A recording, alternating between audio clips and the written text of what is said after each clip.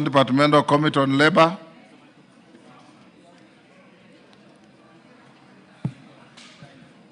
Owen, who is your chair for labor? Yes, Chonga. Thank you, Speaker.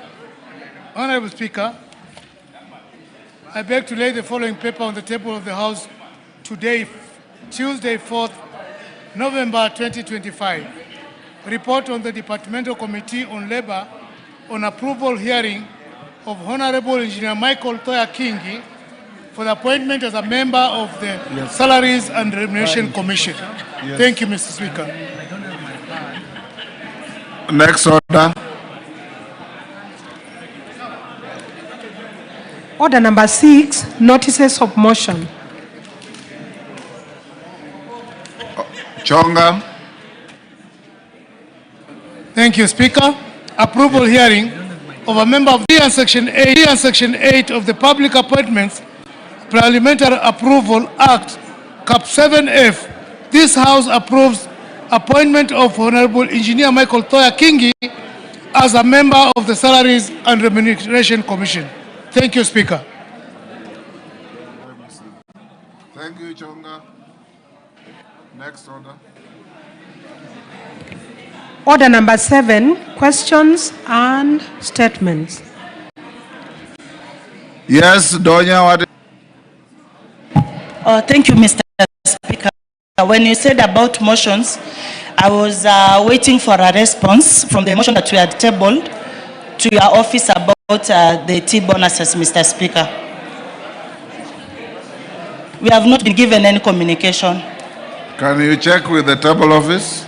No, they are not giving full information. They are saying that you have to permit. Pardon? You have to give permission. That's what they said. The Speaker doesn't give permission, he approves. Then they don't give correct information, Mr. Yes. Speaker. That matter is very oppressive, Mr. Speaker, to our farmers. We are not really feeling well about it.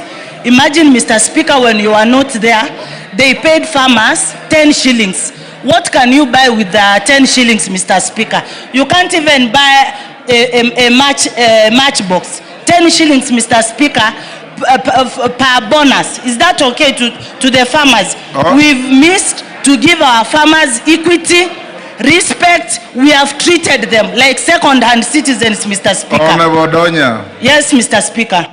Can you see the Speaker in the office tomorrow at 8:30 in the morning? I've not even said yes. Yes, Mr. Speaker, I will see you tomorrow and welcome back. Thank you. Honorable members, order. Order. Allow me to acknowledge in the Speaker's gallery Kenya basketball referees officials from Starehe, Nairobi. Thank you. And 2 Sitam schools from Eldoret, Kapseret constituency was engaged. On my behalf and on behalf of the House, we welcome you to the House of Parliament. Thank you. Oh, yes, Bashir? Thank you, Honorable Speaker. Honorable Speaker, I rise to raise a matter that is very, very important. Order. Take your seat. Take your seat. I know I gave you an opportunity. I'll give you when we reach that order. Order, honorable members. Order. Order, Commissioner Macau. Take your seat.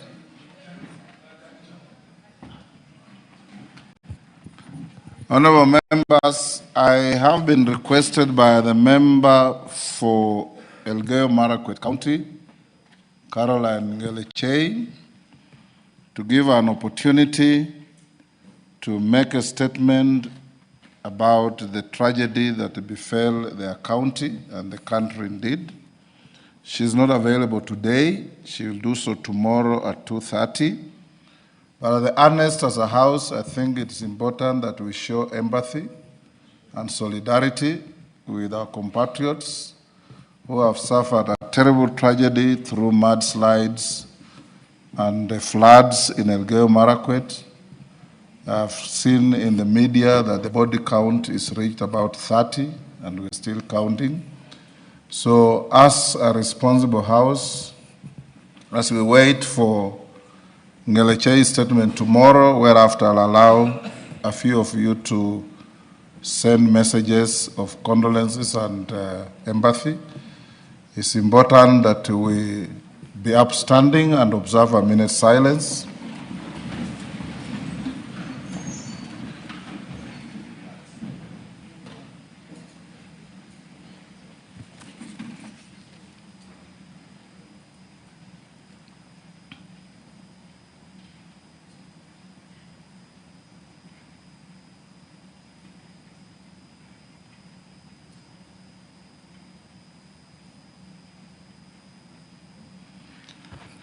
May the souls of the affected compatriots rest in eternal peace. Thank you. Those who will wish to make a comment on this tomorrow afternoon. Next order.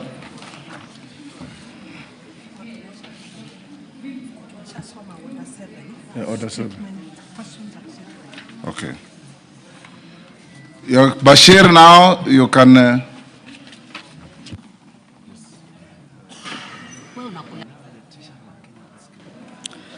Thank you, Honorable Speaker. Honorable Speaker, I rise on a point of order on a matter that is very, very important to this House and the members. The matter concerns the 22 and 10% of the Kera constituency roads that have now been drastically reduced through a letter by the DG Kera on 31st October 2025. Honorable Speaker, Kera roads and CDF are equalizers across the country.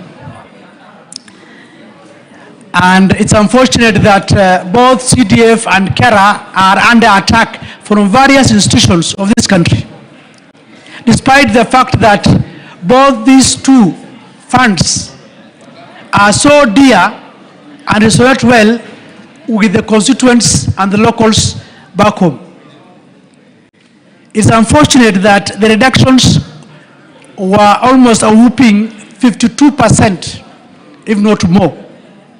That itself is too drastic for such kind of reductions. Honorable Speaker, remember, we already have an outstanding amount of 18 million that have not been sent to the constituencies as part of the agreements. As we speak, KWS and the counties have been given their money, but the constituencies have not received the 18 million.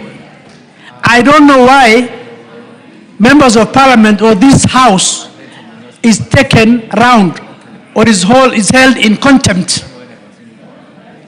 Honorable Speaker, this is a matter that is very, very important. The CS has 10%. If there are gaps to be filled, I think he is able to use the 10% that is under his docket for his reallocations. But trying to readjust, especially downwards, the 22% and 10% of the constituency roads is rather too unfortunate. We expected an upward increase. We decided to let it go and say, let it remain as it is, as we passed on in this house. Now it has been reduced drastically. These that affect the local Mwananchi on the ground. As I said, it's an equalizer. There are certain constituencies that cannot get other funding from other road projects. They only wait for the 22 and 10%. Now that has been reduced. Where do they go? Where do they go to? I think this is a matter that is very, very important, that this House needs to discuss it, and in fact, to do away with all businesses and even some on the CS for roads and transport. We will not be taking this thing lying down, Honorable Speaker. I want to urge the members of this House to flex their muscles for once and tell the executive that is trying to do this, that this is not going anywhere and we're not going to accept it. Enough, as has been said, is enough. We are going towards elections. There are certain roads that have not been done. We have commitments from the constituents. In fact, these reductions affect so much such that they've already done procurement in terms of advertisement. Now, you have advertised for works and services, and then you are saying it has been reduced. Honorable Speaker, I want this House to stand tall for the first time and tell whoever has written this circular or this letter that it is not going anywhere and that they must withdraw it, and that the CS himself, no another person, must come here as early as tomorrow morning to answer to the members on this matter. And therefore, I urge this House to suspend all businesses to discuss this matter. Thank you, Honorable Speaker. Order. Honorable Bashir, I gave you an opportunity to raise a point of order, not to incite the House. Honorable members, order. Order, honorable members. Order. Kimilu. Order. It's out of order to shout the way you are doing. Honorable members, indeed, the Honorable Bashir saw me in my chambers, and I raised this matter before the House Business Committee. Members who attend the House Business Committee and know this. And we directed the Majority Leader, Owen Bayer, who was in attendance, to liaise with the Chair of Roads, the member from Dia, and the Minister of the Ministry, so that we do not engage in haphazard discussions, to bring a comprehensive response to this statement tomorrow at 2:30, whereafter you will be able to enrich whatever will be before the House. And if, as your Speaker, I find that the explanations are inadequate, I'll direct the Minister to appear here the next day so that he can be able to answer your queries. Owen Bayer, that's what we agreed in the House Business Committee, right? Yes, Honorable Speaker, yes, we did agree on the same. As matter was raised there, and Honorable Speaker, I'm in touch with the Cabinet Secretary, and he's studying the whole scenario and will give us a statement tomorrow. GK, and yes, GK. Thank you, Honorable Speaker. I have raised the same matter with the Cabinet Secretary and the DG, Kera, and we have agreed to work on a better formula so that our members are satisfied.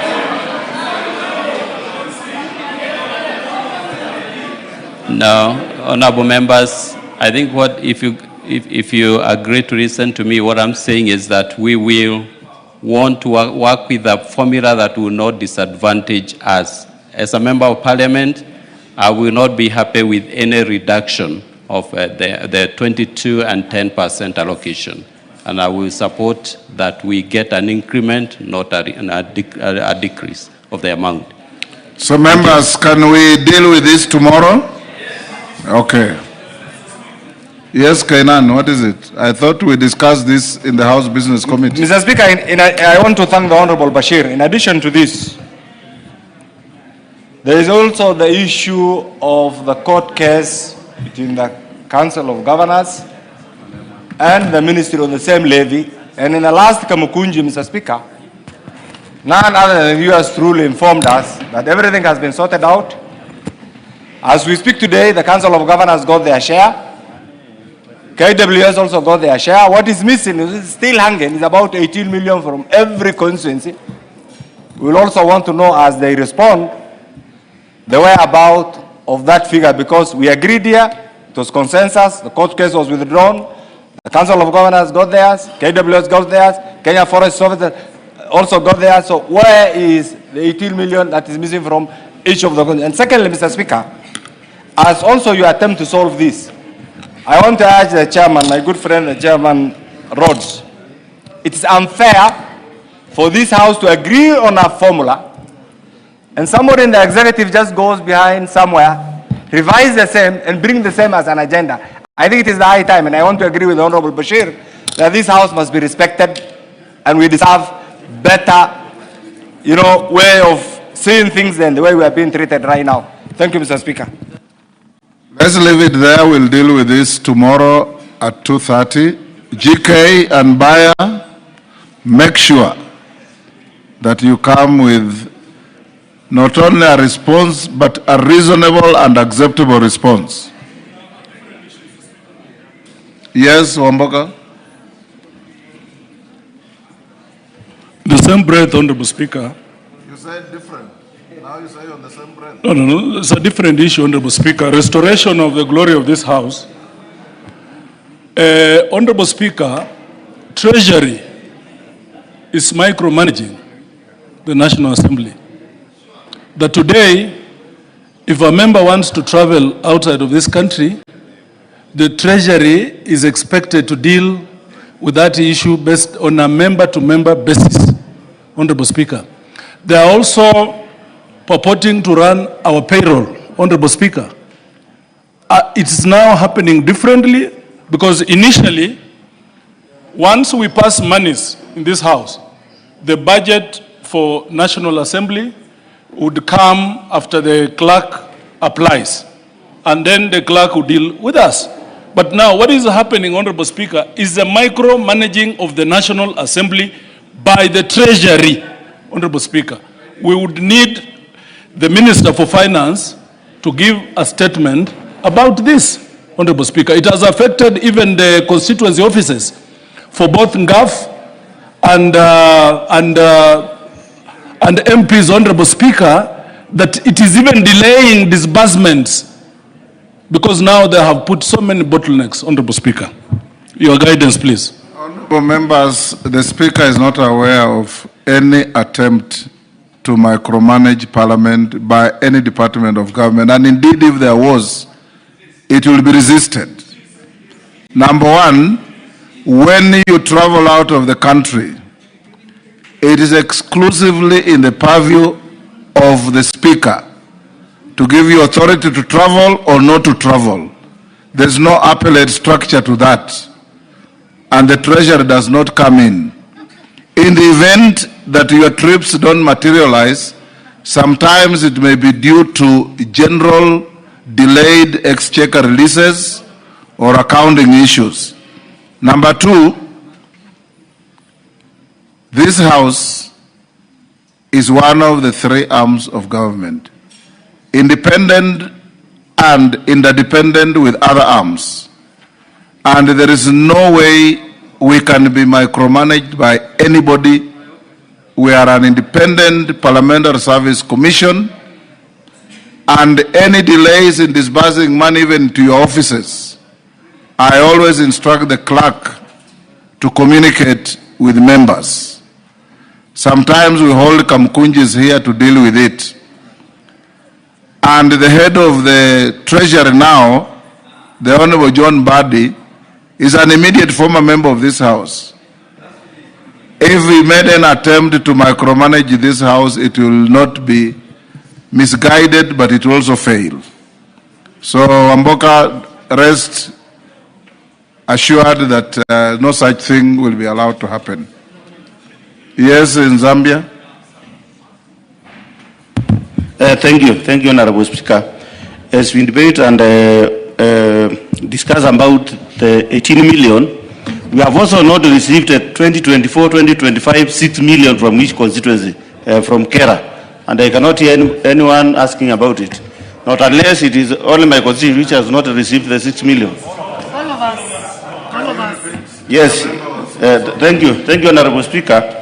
As we discuss about the 18 million, we have a balance of 6 million for 2024-2025, which has not yet been dispersed from the Kera kit. Yes. So I was wondering if it is only my constituency which has not received, or it is all of us. Owen Bayer, you note that with the karaoke. Yes, Junet, did you? Mr. Speaker, I want to agree with members that this issue of RLMF must be dealt with, as you directed, Mr. Speaker. It's a very important matter to the House, Mr. Speaker, and it needs to come to a conclusion because we have discussed it for quite some time now, before we even went to recess and after that. But, Mr. Speaker, I want to also bring to your attention a principality that we have been using in this House, Mr. Speaker, on issues like the ones that has been raised by my colleague, Honorable Wamboka. Mr. Speaker, there are issues that we need to deal with them at Kamkunji level. Issues of emoluments, issues of travel. Because, Mr. Speaker, Parliament is not loved in this country. So when you bring it on the floor of the House, those kind of issues, it has very negative implications on Parliament, Mr. Speaker. It's like when you are, when you want to shave your hair, there are hairs that you can shave in the public and there are others you close yourself in the door. So, Mr. Speaker, now if we shave those kind of hairs outside here, people will fight us, Mr. Speaker. So, Mr. Speaker, I want to guide the members who are maybe still learning the process. There are issues that we need to shave internally. So please, those important issues, request the Speaker as the head of this place to call for a Kamukunji, then we deal with those ministers properly. But the issue of RLMF is a public issue, that one is okay. Thank you, Mr. Speaker. And I want to repeat, honorable members, there is not a single soul that helps the Speaker to manage your travels. Any member who travels under the approval of Mr. Speaker and nobody else. So all of you who travel know that the Treasury has nothing to do with it. And when I give Wanjala or anybody an opportunity to travel, we don't seek the Treasury's concurrence. You travel because the authority of the Speaker has come your way to travel. So let it be very clear. At least here, if you have any issues, the Treasury is innocent. Let's deal with our issues here. Jen Kihara.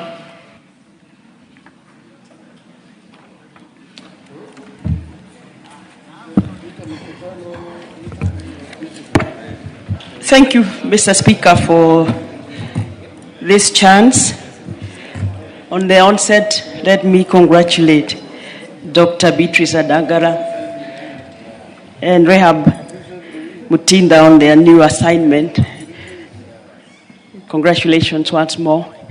Mr. Speaker, I was hoping I would be able to read this statement before the start of KCSE, but I'll, however, read it because... If it's overtaken by time, you can state and go and recast it and bring it within the context of what is happening today. But it's up to you, it's your statement. Let me read it. Go ahead. Mr. Speaker. Honorable Speaker, pursuant to the provisions of Standing Order number 44, 2C, I rise to request a statement from the chairperson of the Department Committee on Education regarding exclusion from our students from schools on unpaid school fees. Honorable Speaker, the continued exclusion of Form 4 students who started their exams yesterday from school for unpaid tuition fees poses significant challenge, particularly as they approach the 2025 KCSE, whereas sending them home is driven by schools' efforts to collect unpaid fees.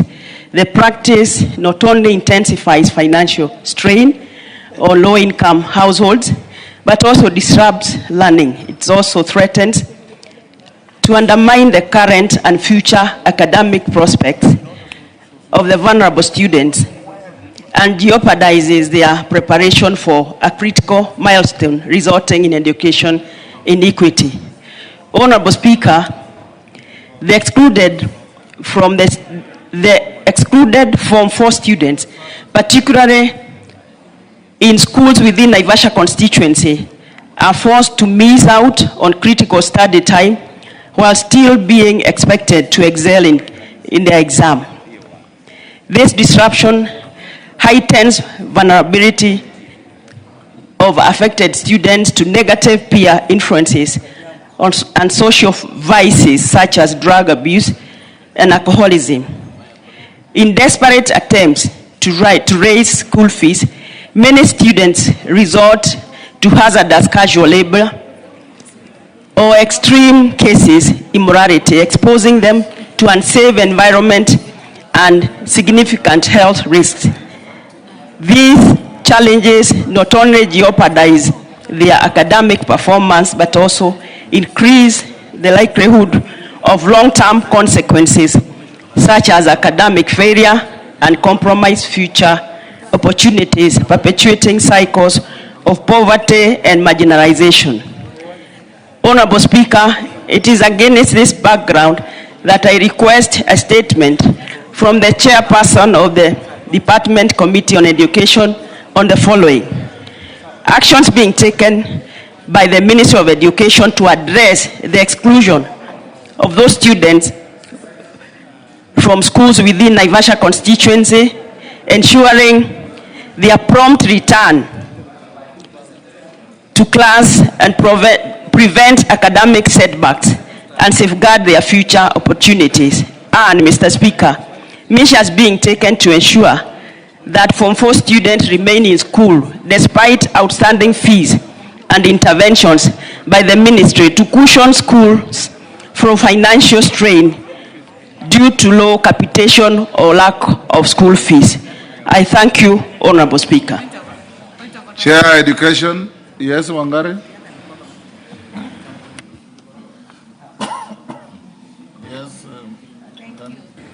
Thank you, Mr. Speaker, for indulging me before the chair, as I also support Honorable Jane. But, Mr. Speaker, this matter we canvassed before we went to recess when we were discussing the issue of capitation. And, Mr. Speaker, it was raised on the floor, the matter of sending students home. It's something we need clarification. And I say that because the CS is meant to appear this week, Mr. Speaker. The CS will be here tomorrow at 3. Yes. So my point is, Mr. Speaker, the CS, maybe through the leadership of the House, should tell this House the directives and circulars they issue to the schools. Do they count, Mr. Speaker? Because there was a circular on the time of attending classes. There was a circular that students should not be sent home. There was a circular, Mr. Speaker, of even not holding certificates in school. But they are all not being respected, Mr. Speaker. So we expect that when the CS comes tomorrow, these are the issues he should also refer to, so that he's actually briefed, Mr. Speaker, to brief this House. Are they just mere papers, or are they just PR management of members or students, Mr. Speaker? You notify the CS on those additional concerns for tomorrow. I don't see the chair of education. Any member from education? Yes, Gisairo, 2 weeks. Tell your chair. Bernard Kitur. Bernard Kitur. Thank you, Mr. Speaker. Honorable Speaker, pursuant to the provisions of Standing Order 44.2c, I rise to request for a statement from the Chairperson, Departmental Committee on Finance and National Planning regarding the operations of multinational payment and services, MasterCard Incorporated and Visa Incorporated in the country. Honorable Speaker, the National Payment Systems Act, Cap 491A, provides the framework that govern electronic payments networks. These networks facilitate electronic transactions by linking the banks, merchants, and consumers to facilitate secure and efficient payment processing. MasterCard and Visa card electronic payment systems have been operating in the country since 2012 and 2016 respectively, offering payment solutions widely used by financial institutions and consumers in the country. However, noting these systems are foreign-owned entities that process significant volumes of transactions, there is need to ensure transparency, accountability, and compliance with the national financial and tax laws, including the remittances of taxes to the government. Honorable Speaker, it is against this background that I request for a statement from the Chairperson of the Departmental Committee on Finance and National Planning regarding the following. Number 1, the number of people and institutions integrated into the MasterCard and Visa card payment systems in the country, categorized by financial and non-financial institution, and the type of card being debit, credit, or prepaid. Secondly, the total value of transaction processed by MasterCard and Visa card over the last 3 financial years. Third, the status of tax compliance by the 2 payment systems, including details of taxes remitted to the government in the last 3 financial years. Number 4, the mechanisms implemented by KRA, Kenya Revenue Authority, in assessing and collecting taxes from global payment systems, and any challenges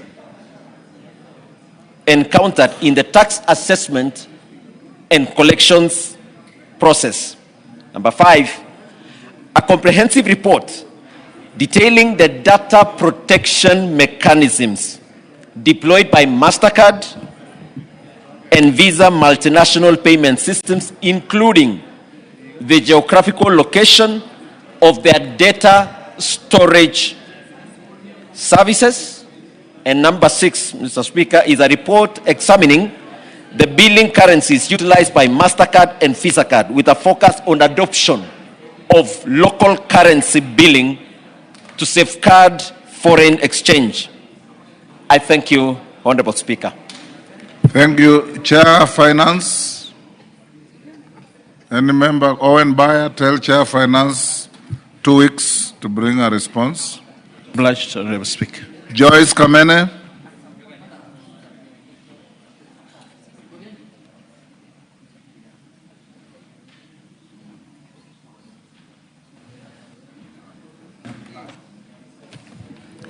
Thank you, Mr. Speaker. I request for a statement regarding the status of Matungulu Farmers Company Limited. Honorable Speaker, pursuant to the provision of Standing Order 44-2C, I wish to request for a statement from the chairperson of the Department Committee on Trade, Industry and Cooperatives regarding the status of Matungulu Farmers Company Limited, which is in Muthesia, Masinga Sub-County. Honorable Speaker, Matungulu Farmers Company Limited was established as a land buying public company with 114 members and acquired land in the year 1969 and 1970 financial years. The company remained largely inactive until 2011, when the new directors were elected. Since then, the company has only held 2 annual general meetings in 2012 and 2013. In 2019, the title deeds were issued to members but later revoked as they were found not to be genuine. In 2025, concerned members sought clarification from the Registrar of Companies and discovered that the company's original file had been closed and a temporary file opened. The temporary file indicated that in January 2025, the directors resolved to convert the company from a public to a private entity with only 46 members. On this, 5 members were located 20 shares each, amounting to 100% ownership, while the remaining members were not allocated any shares. Further, one of the directors listed in the file is deceased. These developments raise concerns about transparency, governance, and protection of members' rights in the company. Honorable Speaker, it is against this background that I request for a statement from the chairperson of the Department Committee of Trade, Industry and Cooperative on the following. Measures being put in place by the government to reissue the title deeds for land acquired by Matungulu Farmers Company Limited in 2019 and later revoked. Circumstances under which the original company file was closed and a temporary file opened without the company resolutions by the Registrar of Companies. 3. Measures being undertaken by the Registrar of Companies and the other relevant agencies to safeguard the rights of members who have been unlawfully excluded from the company. And finally, steps being taken to ensure that directors who may have engaged in fraudulent activities be held accountable. I thank you, Honorable Speaker. Chair, Trade and Industry. Marianne, can you bring a response in 2 weeks? Yes, Honorable Speaker. Ade Wario, North Hor. Member for North Hor. Request dropped. Responses. Karemba. Yes, I allowed you to request for a statement. Thank you, Honorable Speaker. A request for statement regarding delayed payment of farmers in the Runyenjes constituency by the New Kenya Cooperative Creameries, New KCC.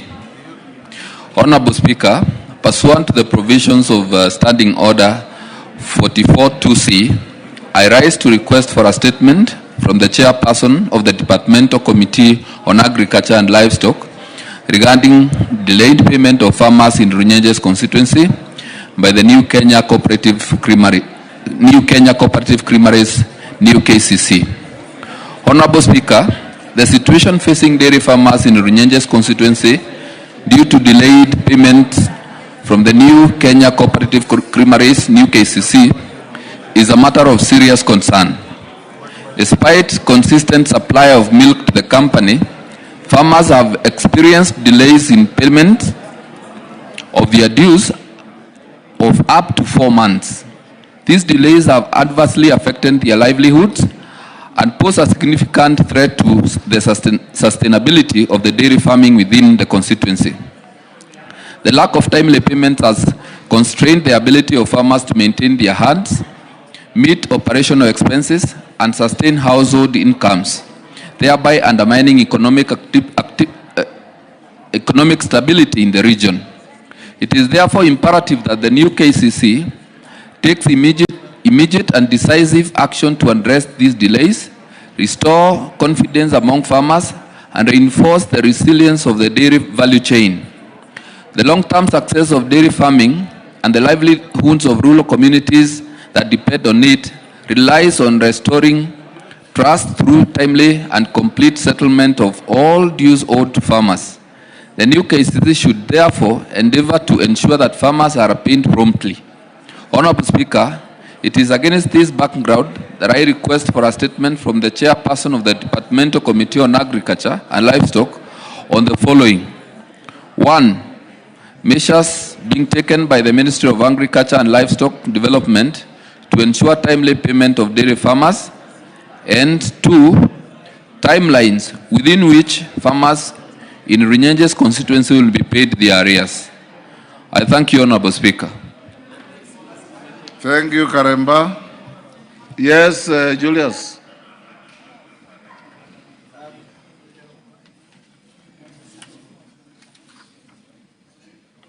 Yes. Mr. Speaker, just to appreciate the request of statement by our honorable friend, but to ask that when the statement is read, let it not be limited to Runyenjes. This is becoming a serious problem, actually, that calls upon the minister in charge of new KCC to come to this house and explain why from July up to now, farmers have not been paid. And they are constantly supplying milk to KCC. Our farmers are almost pouring the milk because there is nowhere to take it. When they take it to KCC, KCC sells their milk but does not give them their money. So this statement should not even be couched as diplomatically as the member is saying it. They should just tell us when they are paying the farmers, because it's a nationwide thing. It is not limited to Runyenjes. Yes, Sigay. Mr. Speaker, I want to appreciate You are joyriding. Just go ahead and ask what you want Yes, to ask. Mr. Speaker, the other day, I asked for the same statement. And you remember, Mr. Speaker, a team of a committee went to Sotik. And that is exactly one of the issues which were raised. The farmers in my area have the same problem. Mr. Speaker, we would like to understand the statements which are being given here without any action. And this is a sure way of killing KCC, Mr. Speaker. We need to have some serious discussion on how to make KCC function. Otherwise, we are going to have KCC going away and dying the way it died earlier. Thank you. Chair Agriculture. Where's the Chair Agriculture? Is it cooperatives? Yes. And trade. Marian? Yes, Honorable Speaker, it is a trade committee that handles KCC, so within the same 2 weeks, we should be able to give the statement here. Okay. Omulher.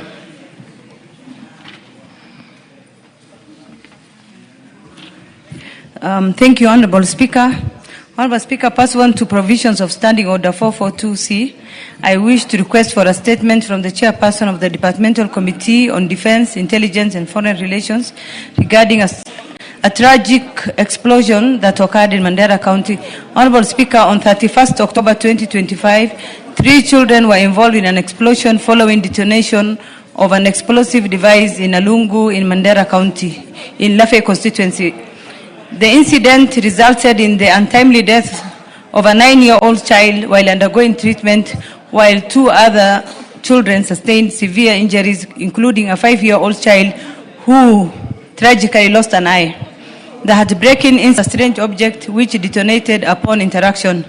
The devices are alleged to either have been left behind by ex-militia on training or planted by cross-border terrorists.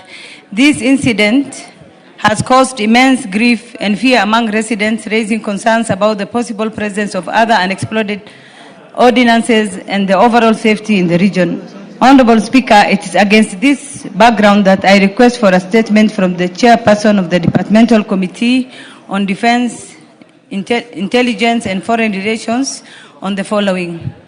1. A report on the circumstances surrounding the detonation of an explosive device in Alungu, Lafe constituency on 31st October 2025. 2. Immediate measures that the government is taking to support the affected families, including medical and psychological support. 3. Measures being taken to ensure the safety of the residents, including identifying, recovering, and safely disposing any other unexploded ordinances. And 4. The long-term preventative strategies that the government is putting in place to enhance community awareness and strengthen collaboration between security agencies and local administration in identifying and reporting suspicious or hazardous materials. I thank you, Honorable Speaker. Tongoyo, when can you bring a response? 2 weeks? Yes, 2 weeks. Thank you. Next, a response to Naomi Wako's statement by Tongoyo. You ready? Yeah, I'm ready, Speaker. Sorry. Yes, Umolher.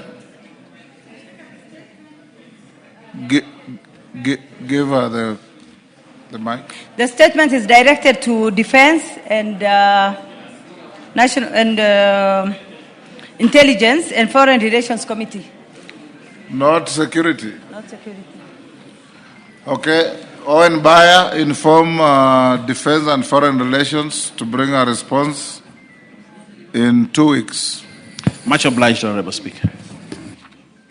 Tongoyo, before you make a response, Let me acknowledge Mudangari Primary School from Mavioya in Muranga in the public gallery. On my behalf and on behalf of the House, we welcome the students, their teachers, and those accompanying them to the House of Parliament. Thank you. Tongoyo. Thank you, Honorable Speaker.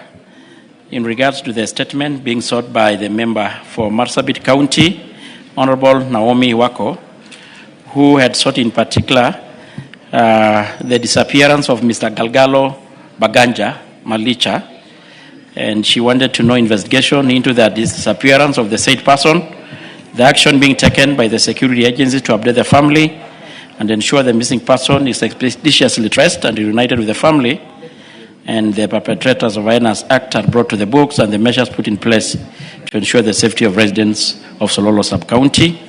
Honorable Speaker, on the 31st August this year, Mr. Guyo Yacho, the chief of Galole location, reported a shooting incident at Sololo Police Station via OB number 14-1/8 of 2025. He reported that a gang of about 10 with masked faces and dressed in military gear aboard a Land Cruiser and another brownish saloon vehicle, both without registration number plates, had invaded a residential plot within Golole Center. And the police officers from Sololo Sub-County visited the scene and established that a Borana male adult, Mr. Galgalo Boganja, was allegedly abducted during the incident. Further, the victim's wife, Dami Bonaya, was physically assaulted by the attackers. An assault and abduction report was booked at Sololo Police Station via OB number 639/2025, and the injured was escorted to Moyale Sub-County Hospital where she was treated and discharged in stable condition. Investigation into the matter commenced immediately, and 3 witnesses' statements were recorded, and a signal of the missing person was generated and circulated as a search of the victim began.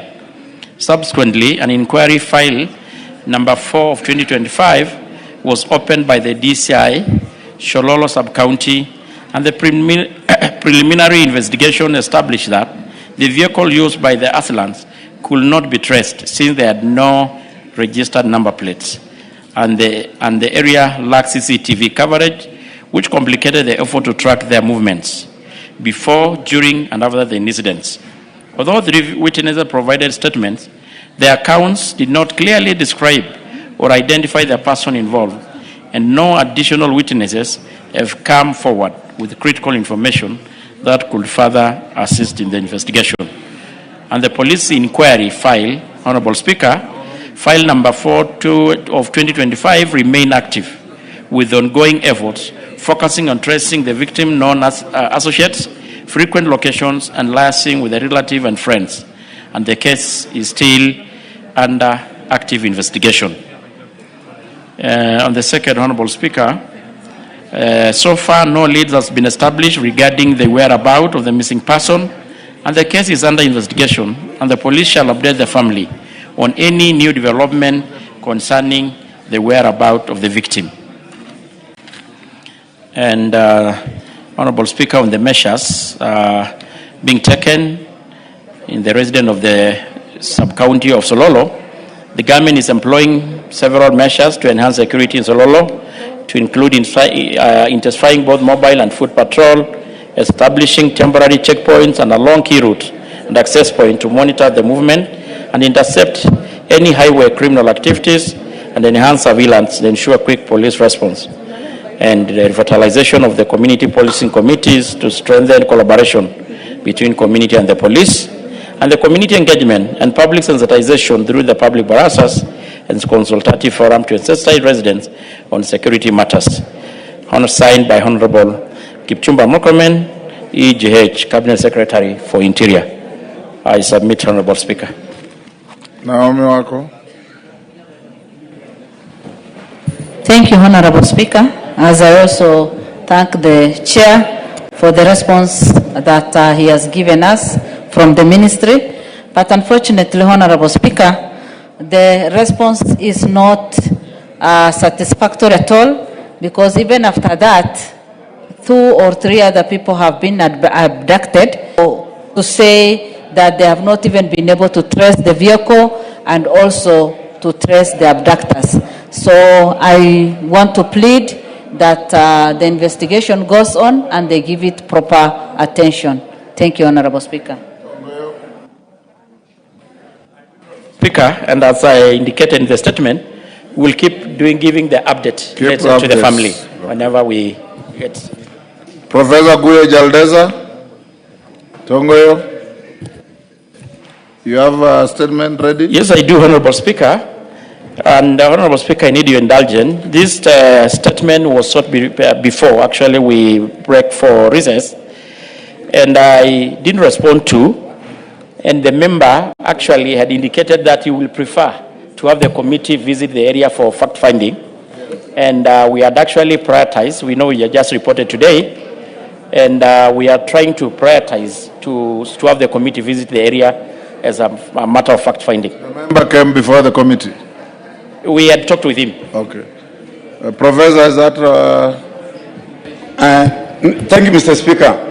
I think the chair is a bit confused because we raised the question here, though we talked, and I had appealed that the statement which I got today, we had agreed that the committee needs to visit the area to verify for themselves.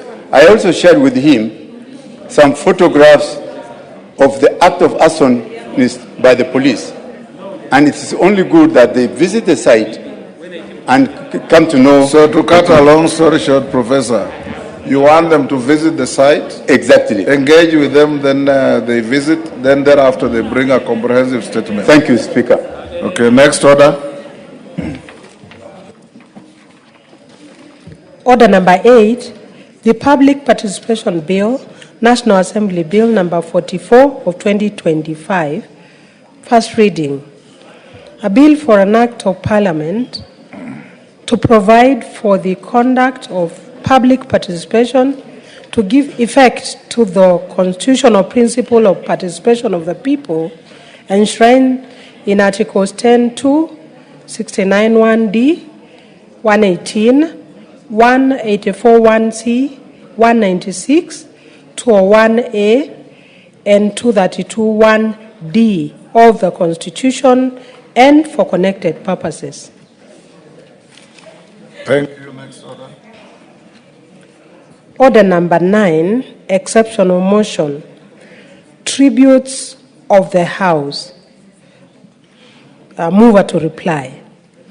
Honorable members, before the mover replies, we had agreed in House Business Committee that we give 3 members on either side, or at least 6 members for that matter. Thereafter, we'll call Honorable Junet Mohammed to reply. Millie Odhiambo.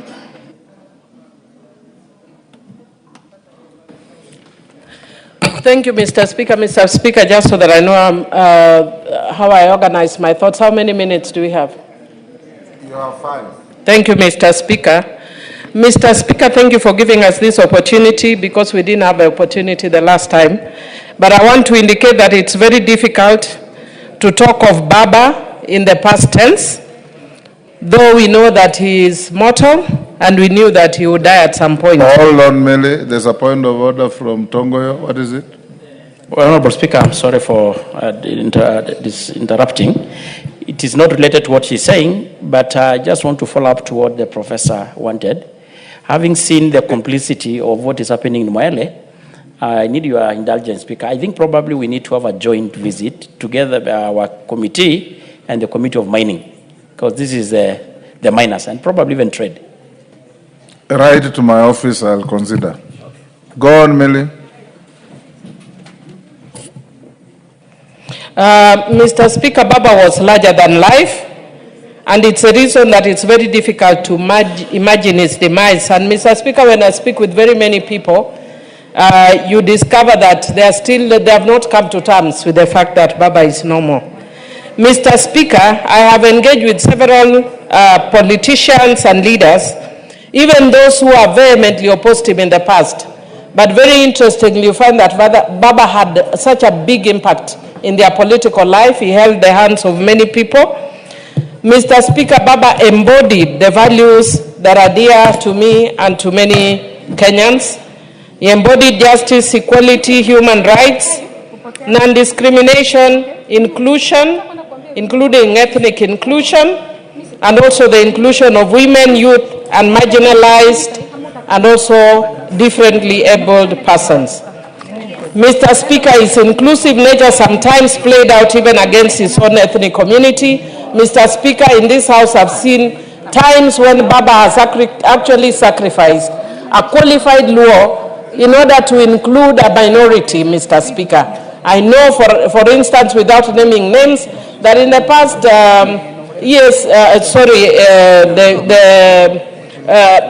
election body, Mr. Speaker, that actually did happen. Mr. Speaker, some young people have seen who have largely misunderstood Baba and have been talking against Baba. But Mr. Speaker, in due season, they will actually learn. When our politics unfolds, they will learn that Baba held a significant part in the politics of this country. And one day they will understand the sacrifices that he made that many of us have never made and we're not likely to make. Mr. Speaker, Baba also invested in the mentorship of people with potential, a fact that was even recently acknowledged by Wamunyoro, even though he also had to throw a jibe against other members of parliament, which is unfortunate.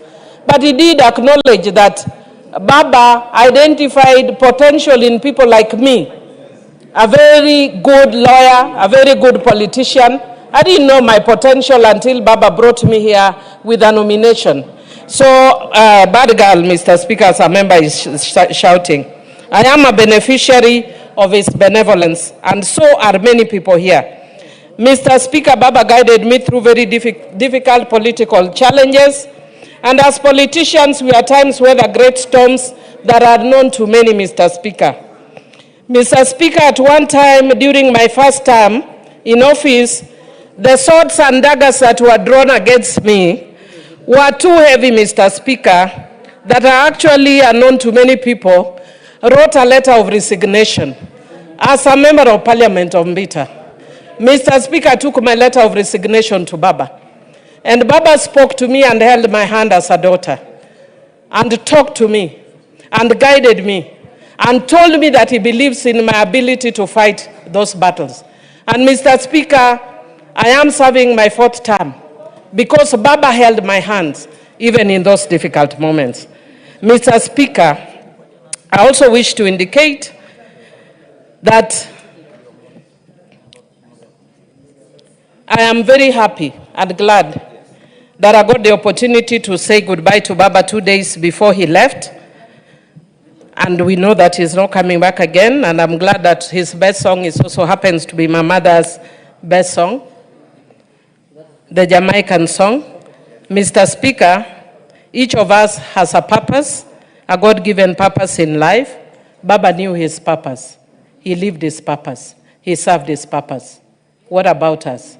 Even when we are politicians here in the House.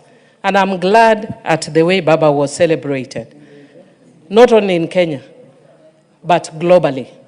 And for the people who doubted who Baba was, I can tell you for a fact that in our lifetime, no other leader will ever be celebrated the way Baba was celebrated. Joey, thank you, Mr. Speaker. Thank you. Jen Kihara.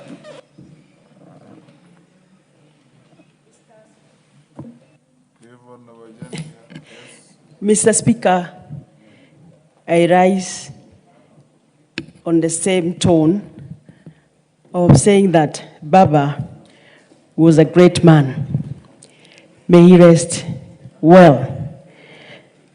I happened to serve in this house with Baba in the 9th Parliament, with you, Mr. Speaker. So at least I have that advantage of knowing him. But Mr. Speaker, Baba will be remembered for many things.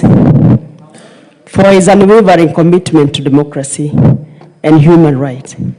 He was selfless and a great patriot. Baba was instrumental at the start of my politics. Mr. Speaker, you remember the NAC movement when my husband was in the hospital and I'm the one who was campaigning. I went to Mwenge House.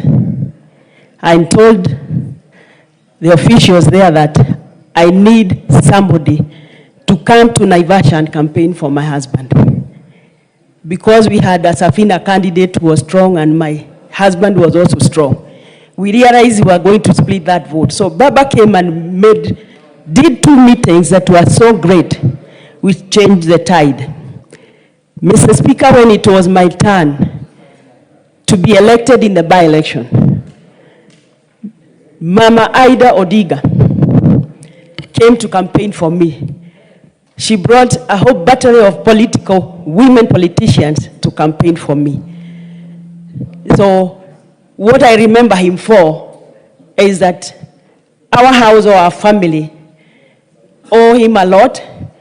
Mr. Speaker, when my husband's body was coming from South Africa, it was only Baba who came to meet the body. And he made sure that my husband's body did not go to the cargo terminal, but the passenger's terminal. That's where he received the body. Mr. Speaker, at the funeral, Baba was available to come for my husband's funeral. So I remember him for many things. May he rest well. He has worked so hard.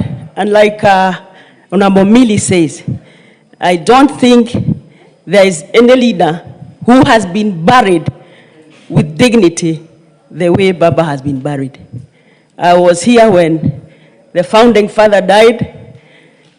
I've been around when we have lost those great men, but none of them has been buried the way Baba has been buried. So may I give my condolences to the family of Baba, ODM fraternity, and all Kenyans for the respect they showed that great statement. Thank you, Mr. Speaker. Robert Mbui. Thank you, Mr. Speaker. I also take this opportunity to also pay tribute to the late Right Honorable Raila Molo Odinga, Kenya's biggest defender of human rights and the rule of law. Mr. Speaker, I got the news of Baba's passage when I was in London with my party leader. We had gone to meet a few Kenyans out there, and he quickly cut short his trip and came back. I remained because of the engagements that were there, but also had opportunity to mourn him and celebrate his life with Kenyans in London, in a place called Thatched House. So I did what I could by bringing together the Kenyans there. But Mr. Speaker, I was with Baba in 2022 in Washington, D.C., just before the last election. And when I got there with him, he had to also cut short his trip to come back because the late Honorable His Excellency Mwai Kibaki had passed on. And so this was the second time I was out with a prominent leader in this country, and then somebody passed on.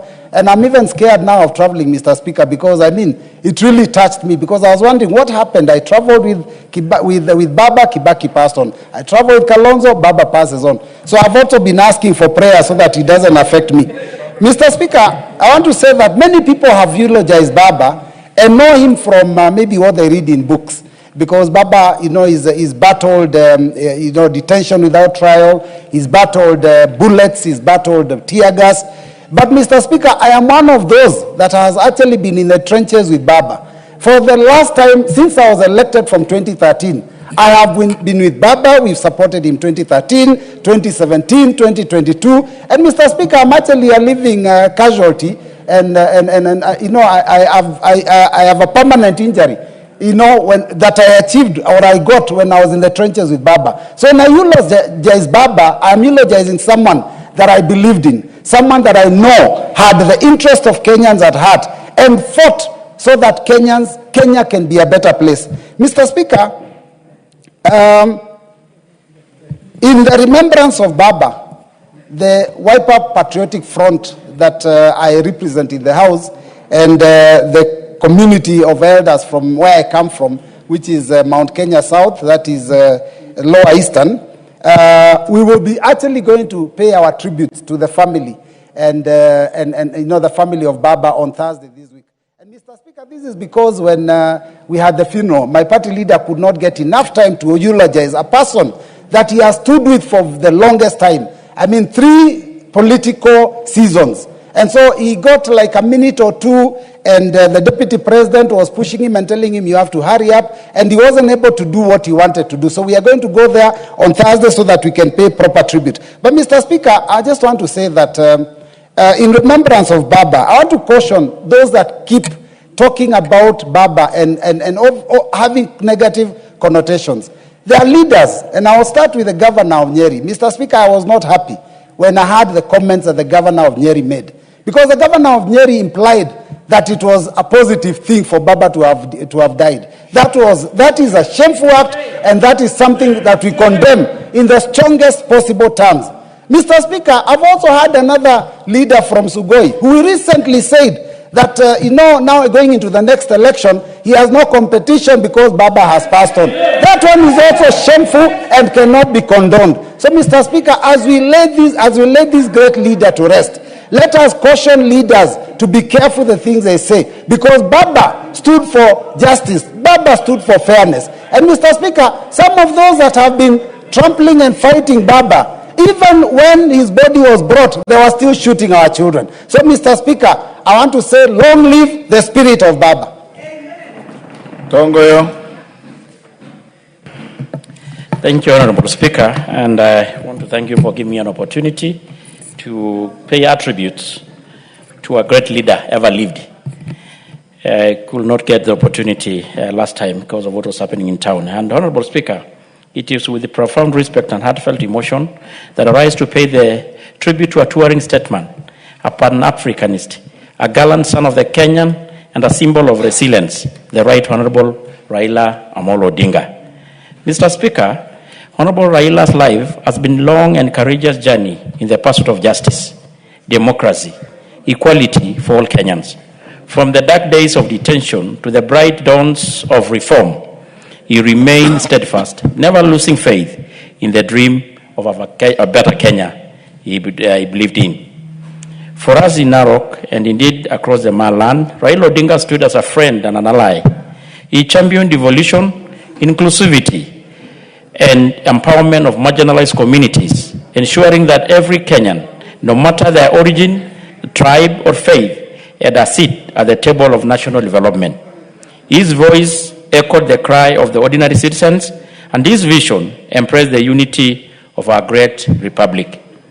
Mr. Speaker, Honorable Raila Odinga taught us that leadership is not about power, but about service. That patriotism is not in words, but in action. And that peace, even after the fierce political storm, remains the highest gift we can offer to our children. As we celebrate his enduring legacy, may we honor him not only with our words, but with our continued commitment to the ideals he stood for. And on behalf of the people of the Narok West and Narok Oma, we convey our deepest respect and gratitude, and may his example continue to guide us. May his spirit of courage and unity forever live in our hearts. May God bless this family, and God bless the Republic of Kenya.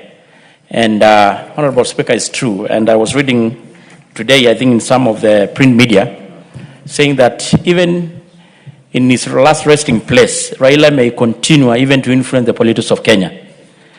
And I'm sure that probably in our lifetime, we may not get a leader like him.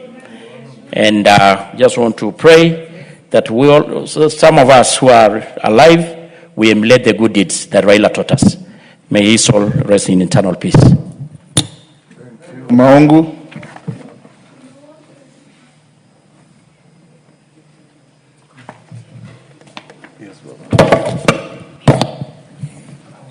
Thank you very much, Mr. Speaker, for the opportunity, at least to pay tribute to an icon that rested.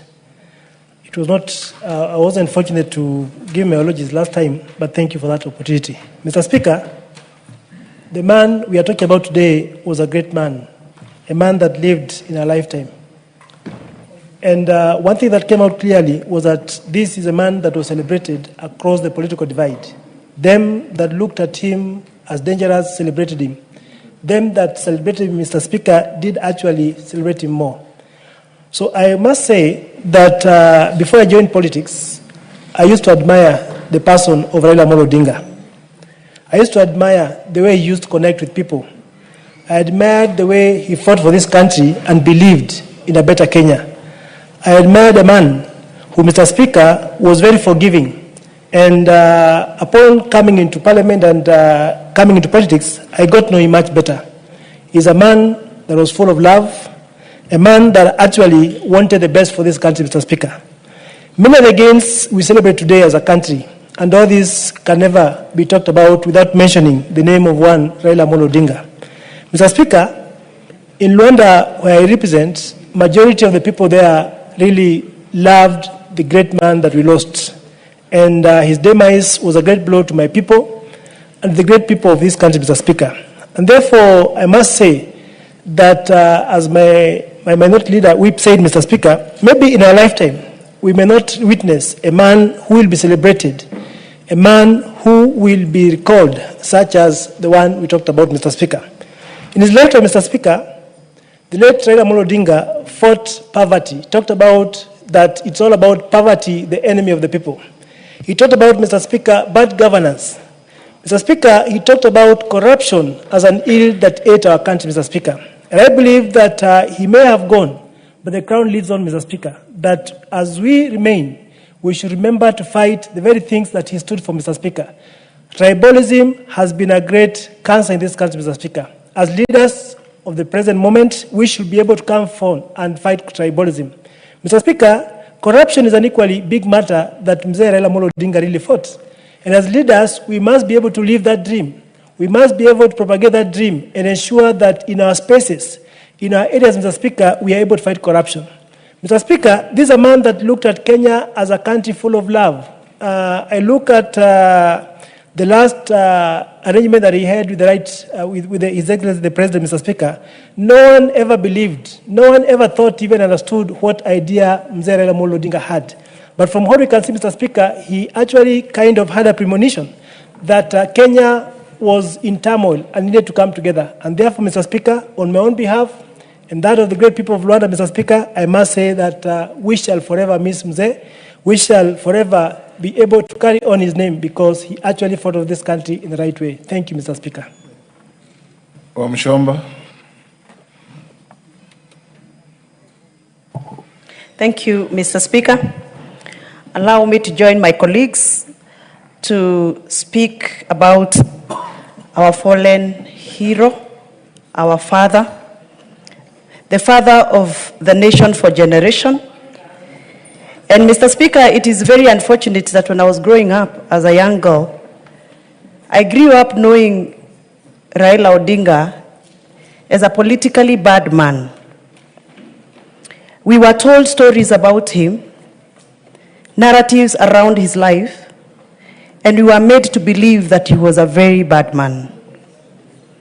Luckily, Mr. Speaker, when I was elected in last parliament in this house, through my interaction with very many leaders in this house, like the Honorable Junet Mohammed and the Honorable Millie Odhiambo, when we formed a coalition around BBI, an initiative around BBI, I got an opportunity to share a table with Baba.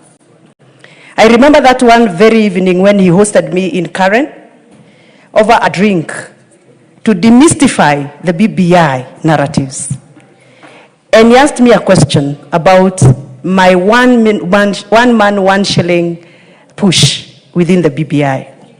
To my shock, Mr. Speaker, I did not know that Baba was that very understanding man. He lent me his ear, listened to me, expounded his opinion, swayed my opinion, and made friendship with this little girl from Githunguri.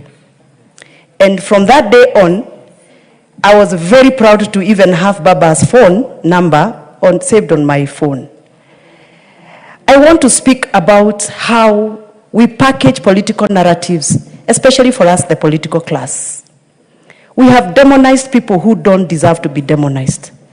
We have branded people the wrong tags who don't deserve to be given such tags. I know, as I speak, there are so many people wondering, is this the same Wamushamba speaking well out Baba?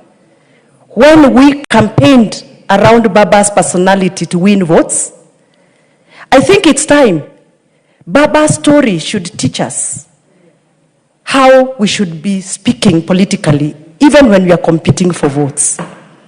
Politics is not worth tarnishing people's images, targeting people's families, and ruining people's social image. As Baba rests, this is a challenge to the political class, I included. Politics is a game, but life is a process. Rest in peace, Baba. And life is sacred. Thank you. Junette, you have 20 minutes. If you will not exhaust your 20 minutes, you can donate to those who are raising their hands. Mr. Speaker, I have a statement to read, but I can donate 2 minutes to Rene and 2 minutes to Peter Masara and 2 minutes to Mawate. 6 minutes. The rest I need to... Can you tell me the names again? First 2 minutes to... Rene Mayaka, Peter Masara, Mawade, those are 6 minutes, and Bensouda, 2 minutes. Kagushia is tomorrow. Okay. Mayaka, 2 minutes. Immediately thereafter, Masara, 2 minutes. Mawade, 2 minutes. Bensouda, 2 minutes. Thank you, Honorable Speaker, for this opportunity. And that means you are left with 12 minutes. Thank you, Honorable Speaker, and to my minority leader as well for this opportunity.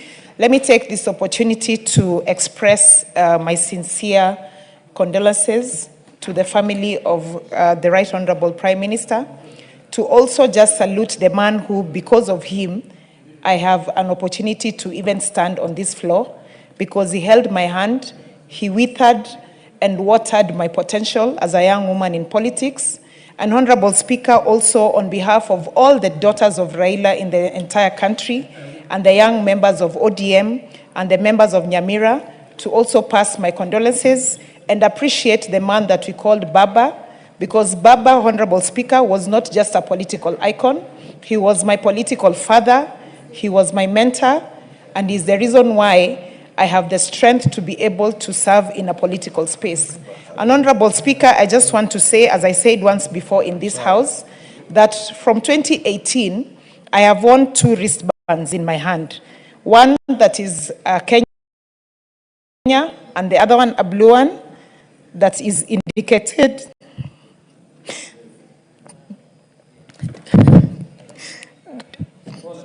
Daughters of Raila. In honor of a man that gave me the opportunity to have a political career. Thank you. Professor Anna Masara. Take heart. Give Honorable Masara 2 minutes, Masara. Thank you, Mr. Speaker. Mr. Speaker, according to us, we mourn for 40 days. But we will mourn Raila forever and ever. But personally, I'm celebrating Raila Odinga, because without him, I would have not been where I am today. My leadership style, I borrowed from him. When I was in high school, and people were fighting for multi-party democracy, there was a day the late Jaramogi was to visit Godokwer, and I was in Mugori Boys, and all roads were blocked. Raila himself came to Migori Boys and gave us instruction. We went through what he told us, and Jaramogi went to Godokwer.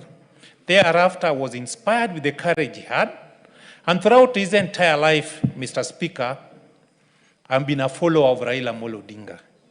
When I got the message of his death, I told my family that Kenya will never be the same again. generation and generation will live. They'll call and talk about Raila. Unfortunately, as a human, he will not be there, but the spirit will live forever. Whatever he has done to this country, let us, those who are still in leadership, pursue the spirit of devolution, the spirit of inclusivity. And finally, Mr. Speaker, allow me to thank His Excellency, the President of the Republic of Kenya, Dr. William Ruto. What he did to us, especially followers of Raila, we will never forget. How I wish those who were members of Asimio take a scenario if we were on the street, Raila died in India, what will have happened? We thank. Your 2 minutes are over. Mawade?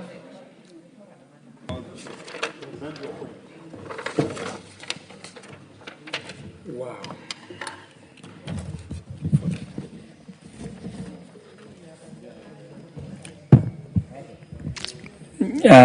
Thank you.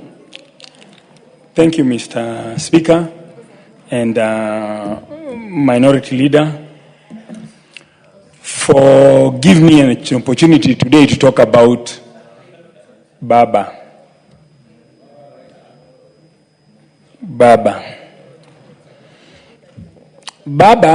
We started with Baba a long time ago while I was still in Dallas, Texas.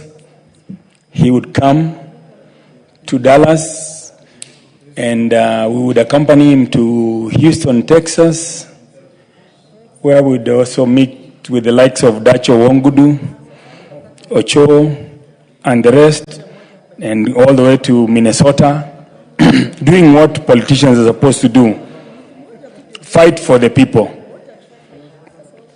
All these rights that we are enjoying, supposed to be 2 minutes. All these rights that we are enjoying are thanks to Baba.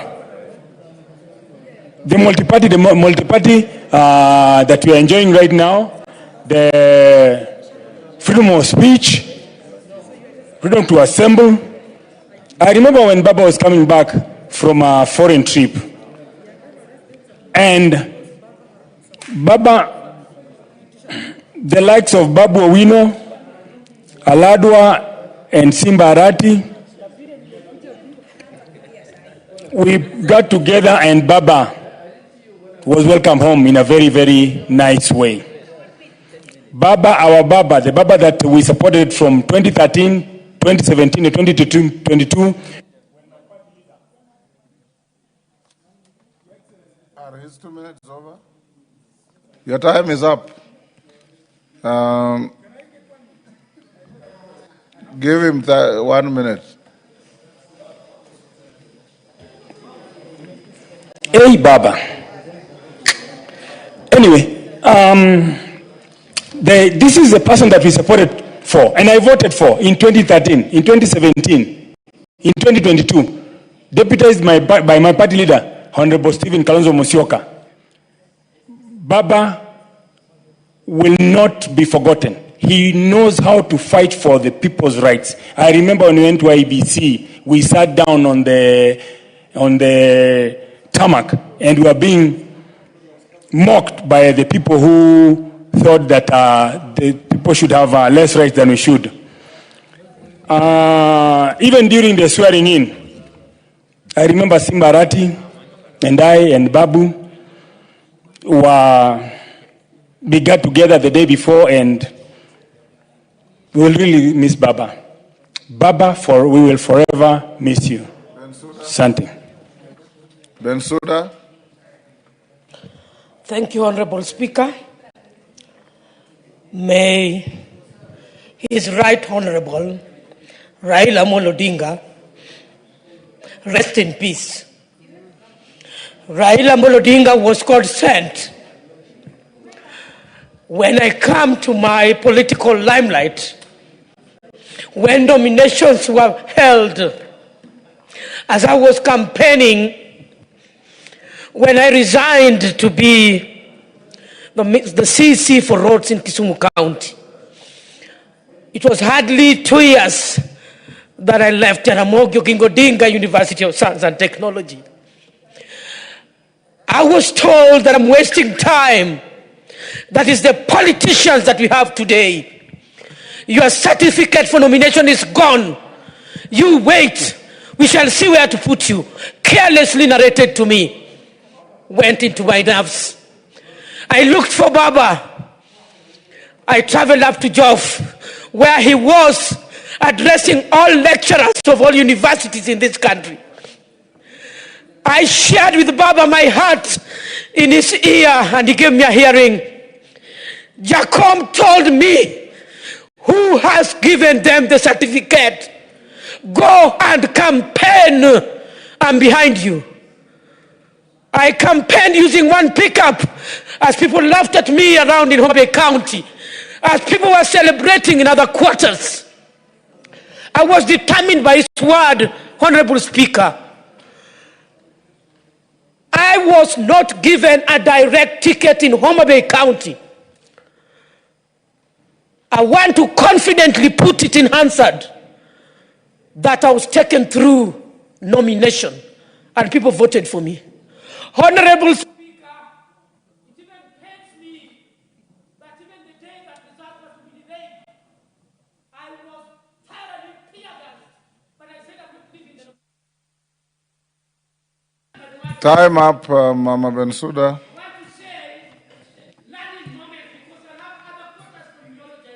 Thank you. You are off Hansard. I would like to say, Honorable Speaker, as politicians of today, we must be resilient.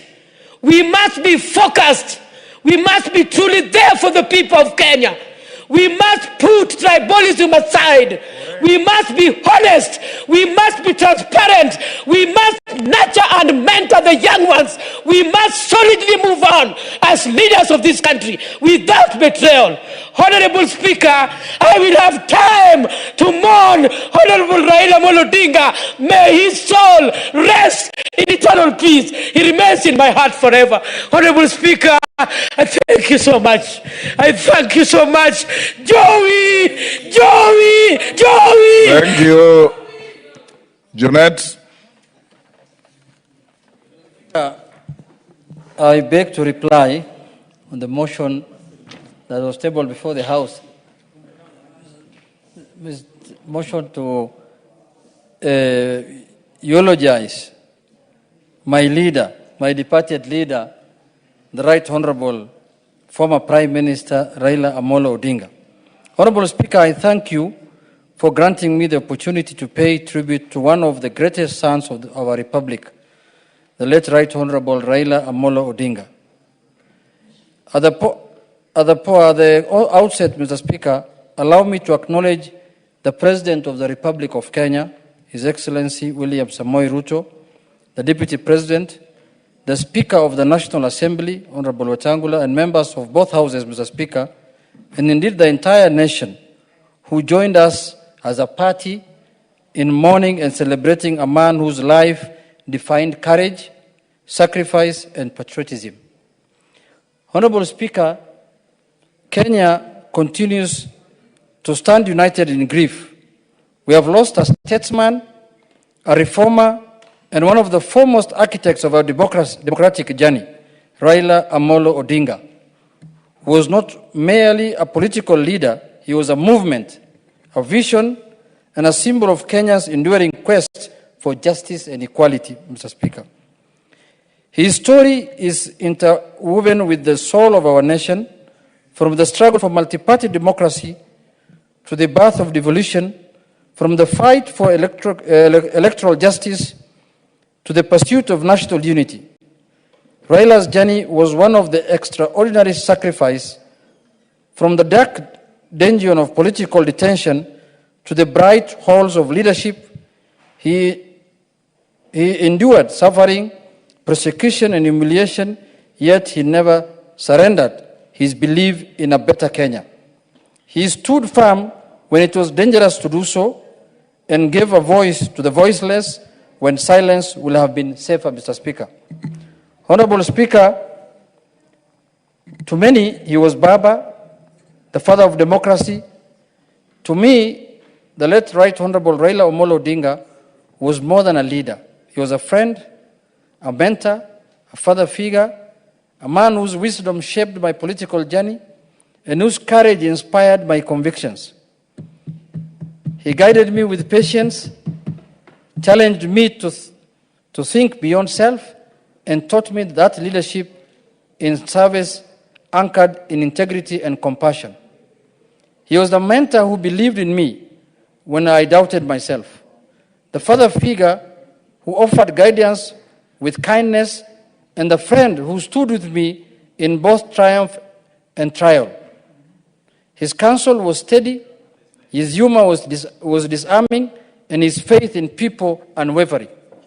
Honorable Speaker, sir, Raila Odinga believed that leadership is not about privilege, but about purpose.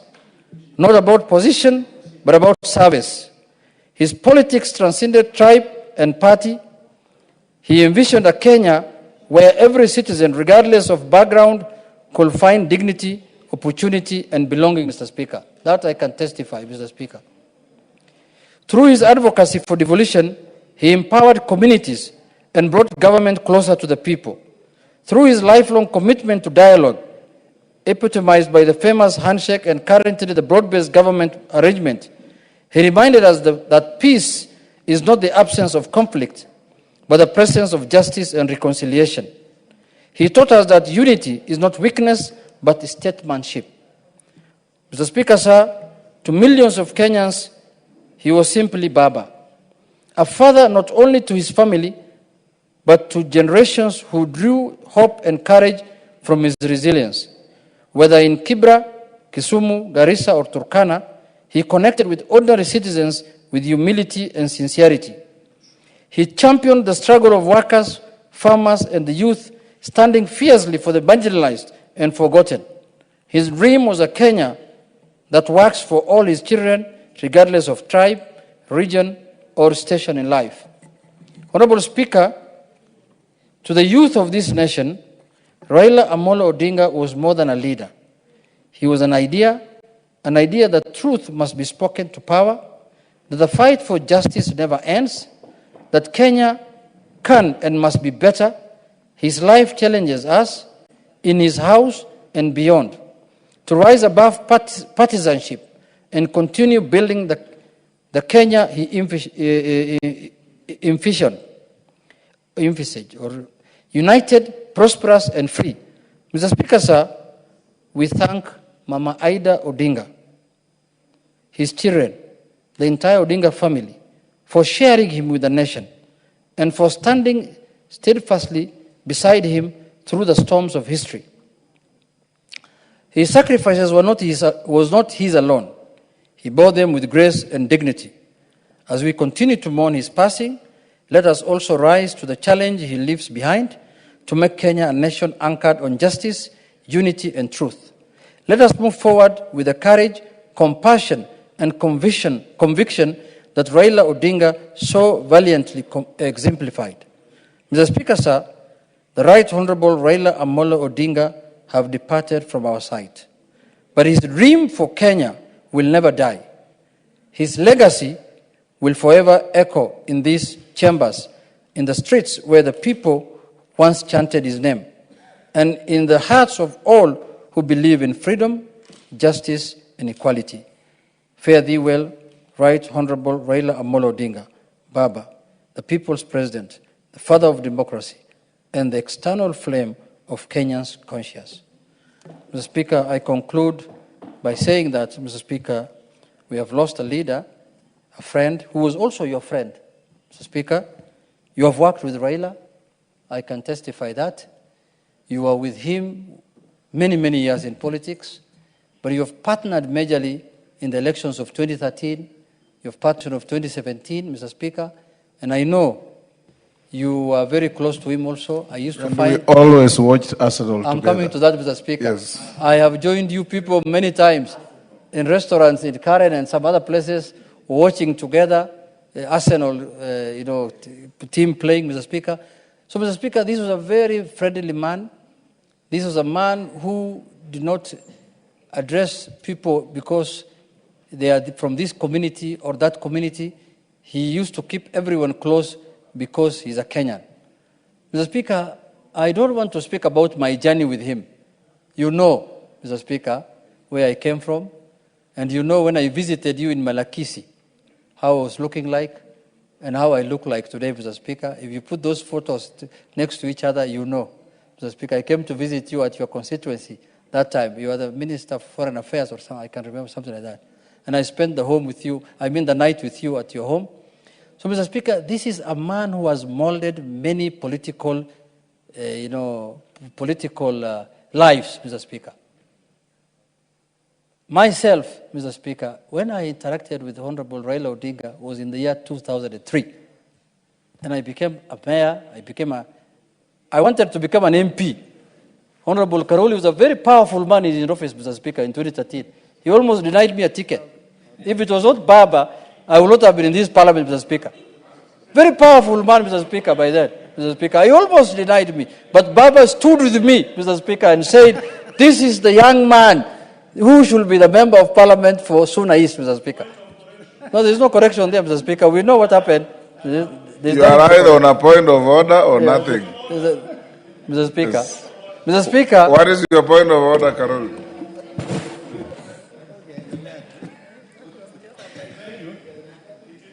Honorable Speaker, it is true I was very powerful, but I was very passionate about my work. The information the Honorable Member is sharing is inaccurate. He actually lost the nomination. I have an affidavit sworn by none other than the Secretary General of the party then, Professor Nyang' Nyong'o, swearing he was not our candidate. That is the correct position. Mr. Speaker,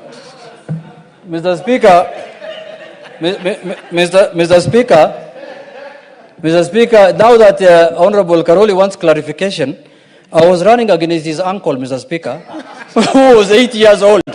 And when I defeated him, Mr. Speaker, Honorable Karoli brought family issues now to ODM issues, Mr. Speaker.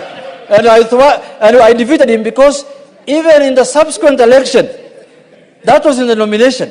In the real election now, the uncle took another party ticket, another party. And I defeated him in the general election, Mr. Speaker. If he was so popular, he would have won, Mr. Speaker, that. But anyway, Mr. Speaker, that is not what brought us today here. We'll leave it there. We'll leave it there. Order. Mr. Speaker. Yes. Mr. Speaker.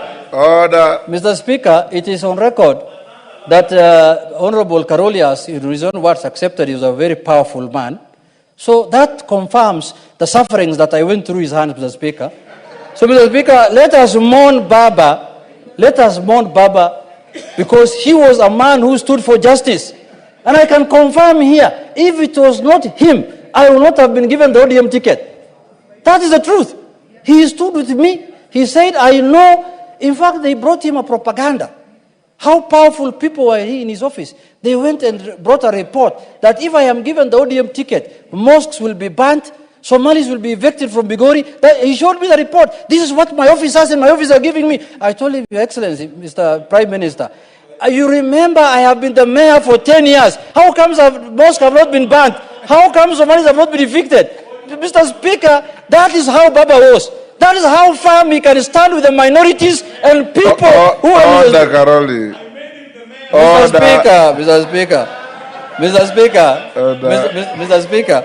Mr. Speaker, you know Karoli?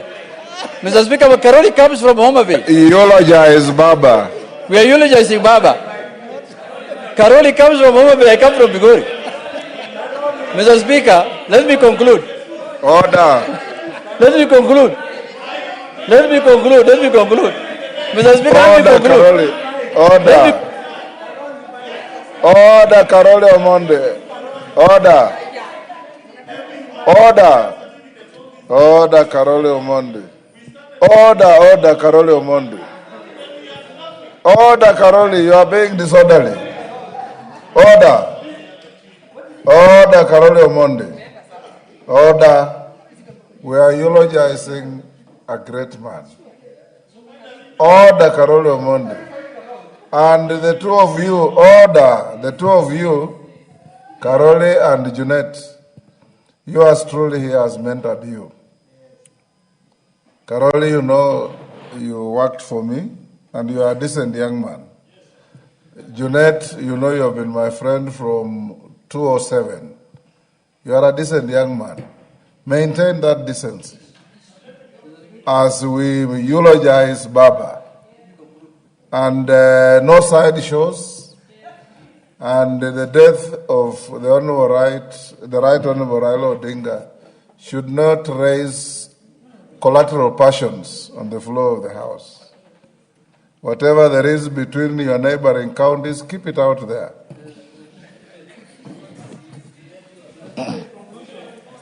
Yes. I conclude, because I was just narrating history, Yes. Mr. Speaker, but I Yes. conclude by saying that we have lost a great man, Mr. Speaker. May the Lord put his soul in eternal rest, Mr. Speaker. We will Amen. miss him, and that is, we will remember him, and his spirits will live with us for many, many years to come, Mr. Speaker. And for those whom he has wronged, forgive him, please.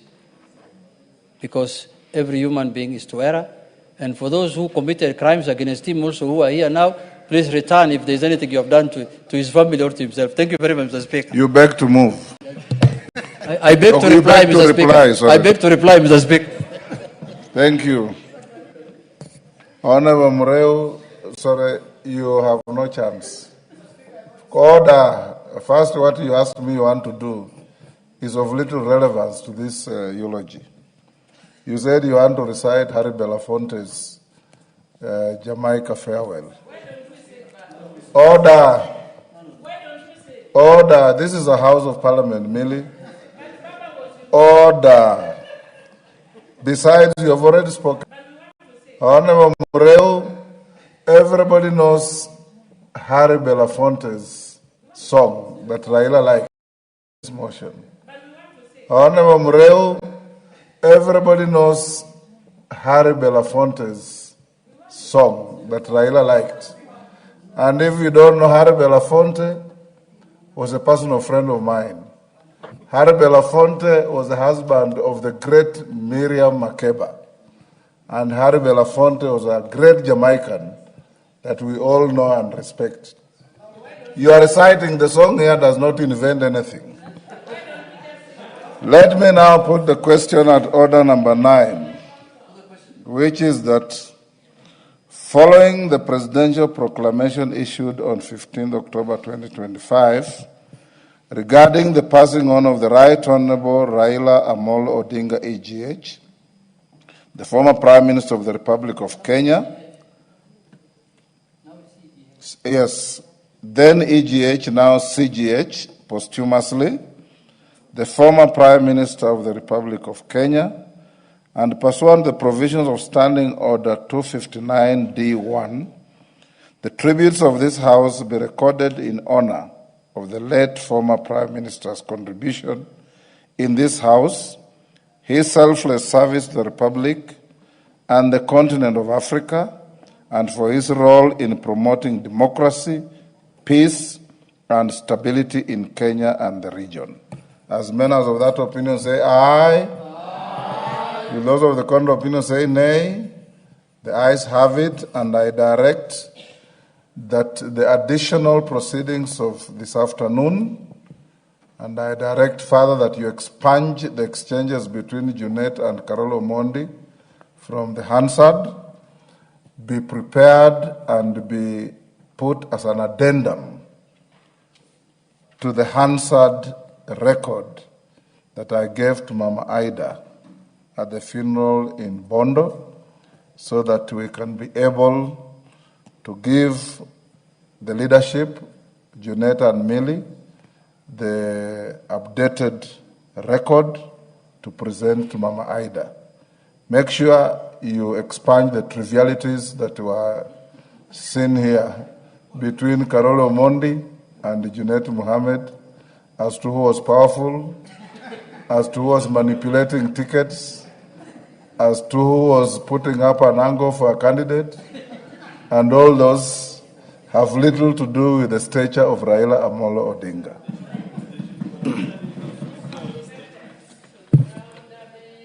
Next order. Order number 10, motion, consideration of 10 regulations relating to the petroleum sector. Gishimu, order, Millie, order. Gishemu Gon. Thank you, Honorable Speaker.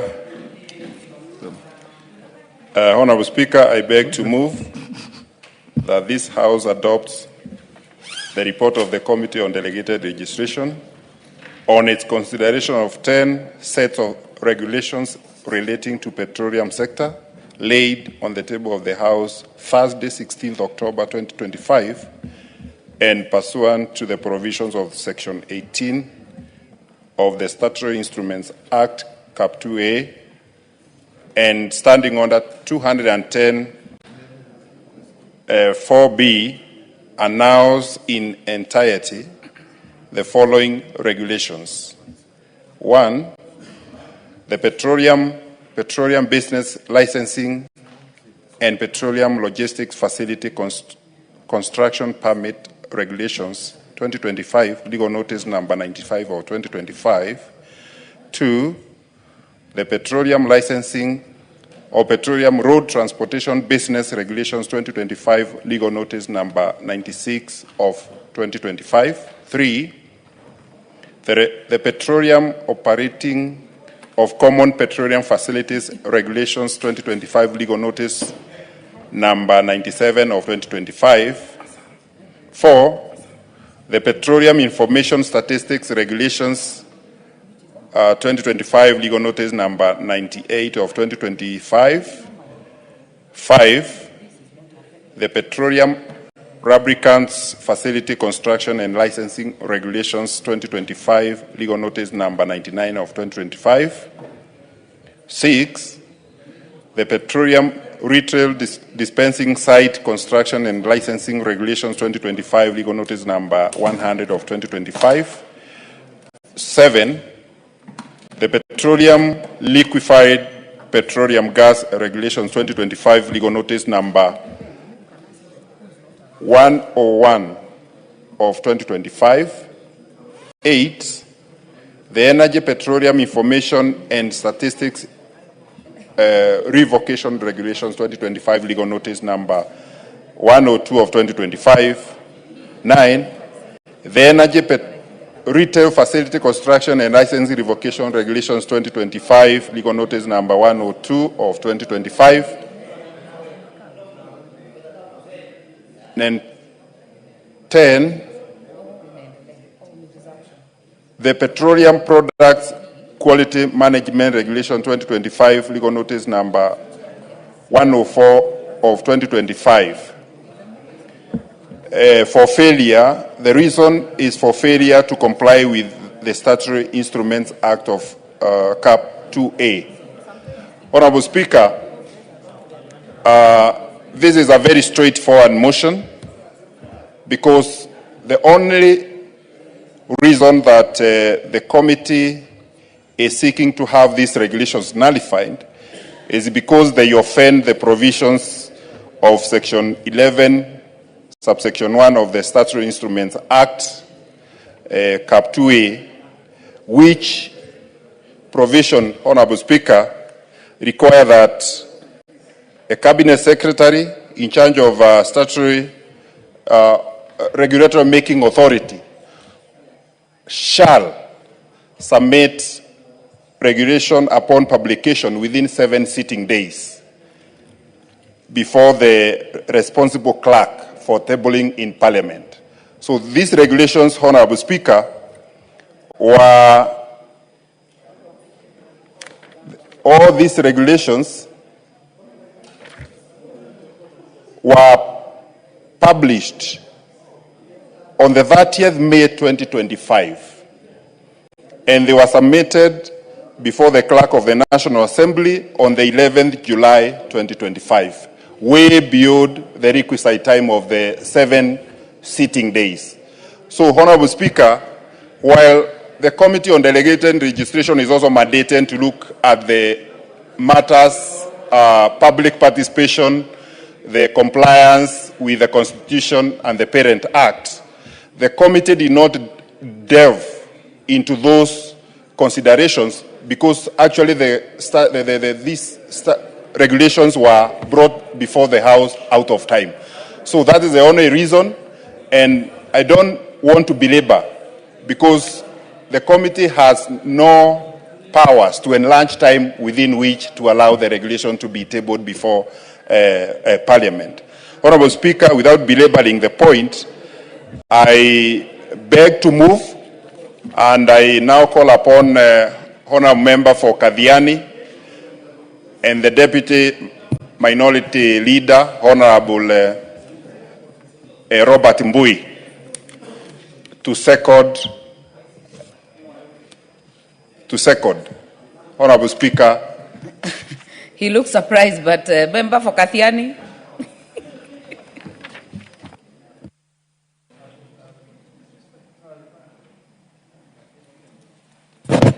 Thank you, Madam Speaker, for I rise to second this motion. Madam Speaker, when dealing with the regulations, there is quite a lot of considerations that the Committee of Delegated Legislation makes. Madam Speaker, first and foremost, we always make sure that the regulations are constitutionally correct by checking them against our Constitution of Kenya 2010. We also check the regulations to make sure whether they are also they are aligned to the parent act. Madam Speaker, we also check the timelines because the Statutory Instruments Act has got timelines within which regulations are to be brought. We check whether there was enough public participation done when these regulations were being created. So basically, there's a lot of things that the Committee of Delegated Legislation checks. But some of the breaches, Madam Speaker, are things that some of the issues are things that could be debated between the committee and the regulatory making authority. But, Madam Speaker, there are some that are totally incurable. For example, in the matter of these particular regulations, Madam Speaker, they were presented out of time. So there was absolutely nothing that the committee could do. There was not even point of discussion. There was not even point of debate. There was not even point of the CS coming to make a presentation to the committee, because the fact that it was established that they were brought to the House outside the timelines that are provided in the Statutory Instruments Act, then therefore basically they were incurable. So, Madam Speaker, for that reason is where the committee made a decision that they must be annulled, all of them in entirety. Madam Speaker, the executive has to respect the rule of law, because when statutory instruments are being made, they must know that there is a law that this House must follow in order to deal with any statutory instrument. And that is why you find recently we had a problem with the CS for Treasury, because he makes circulars that have effect of law, and basically by strict reading of the Statutory Instruments Act are actually regulations, and then purports to be able to implement them without even a care about what this House thinks. And Madam Speaker, he makes a circular that contradicts the parent act, the one we call the Public Procurement and Asset Disposal Act. So, Madam Speaker, this is something that the executive has to stop doing, because you must respect the rule of law. These are the things that our late Honorable Raila Odinga stood for. These are the things that members have been talking about since his passage. And so we must ask the executive to be careful, not to present things out of line, not to go against the law. Madam Speaker, today morning as a committee, and I'm speaking this as I conclude, we were to meet with the CS for education. And Madam Speaker, it is also about the same issue of circulars. Now, Madam Speaker, when a circular is given, and that circular has effect of law, it contradicts Article 94(5) of the Constitution, which, Madam Speaker, allow me to read, says, no person or body other than Parliament has the power to make provision having the force of law in Kenya, except under authority conferred by the Constitution or by legislation. So, Madam Speaker, I want to say that the executive must understand respect is two-way. We respect the executive, but they also have to respect the House. So with those few remarks, Madam Speaker, I second. Very well. Honourable members, I therefore propose the question that this House adopts the report of the Committee on Delegated Legislation on its consideration of 10 sets of regulations relating to the petroleum sector, laid on the table of the House on Thursday, 16th October 2025, and pursuant to the provisions of Section 18 of the Statutory Instruments Act, Cap 2A, and Standing Order 210-4B, annuls in its entirety the following regulations. Number 1, petroleum business licensing and petroleum logistics facility construction permit regulations, legal notice number 95 of 2025. Number 2, the petroleum licensing of petroleum road transportation business regulations, legal notice number 98 of 2025. Number 3, the petroleum operating of common petroleum facilities regulations, legal notice number 97 of 2025. Number 4, the Petroleum Information and Statistics Regulations, legal notice number 98 of 2025. Number 5, the Petroleum Lubricants Facility Construction and Licensing Regulations, legal notice number 99 of 2025. Number 6, the Petroleum Retail Dispensing Site Construction and Licensing Regulations, legal notice number 100 of 2025. Number 7, the Petroleum Liquefied Petroleum Gas Regulations, legal notice number 101 of 2025. Number 8, the Energy Petroleum Information and Statistics Revocation Regulations, legal notice number 102 of 2025. Number 9, the Energy Retail Facility Construction and Licensing Revocation Regulations, legal notice number 103 of 2025. And finally, the Petroleum Products Quality Management Regulations, legal notice number 104 of 2025. Honorable Sunkuli. Yeah, Madam Speaker, in support of this motion, I just want to urge the House to nullify these regulations. When these regulations were presented before our committee, there were two problems. One is that they were actually dead on arrival because they were not presented within the time that is required under the Statutory Instruments Act. So they instruct the regulations to actually look into them. And unfortunately, Madam Speaker, it seems that the executive wanted these regulations to pass by a fraction of time. Because if by tomorrow, actually, these regulations stand, they'll have the force of law without Parliament considering them. So it is very crucial that we actually reject them today so that the executive can republish them and come and defend them within the given time. Madam Speaker, I support. Very well. Honorable members, I see some members who have cards on, but they are not in the House. Sanei, Wajir North, Yusuf Hassan, Honorable Ngusia, CNN. Are you willing to speak on this one? If not, Honorable Kagusha, Karoli.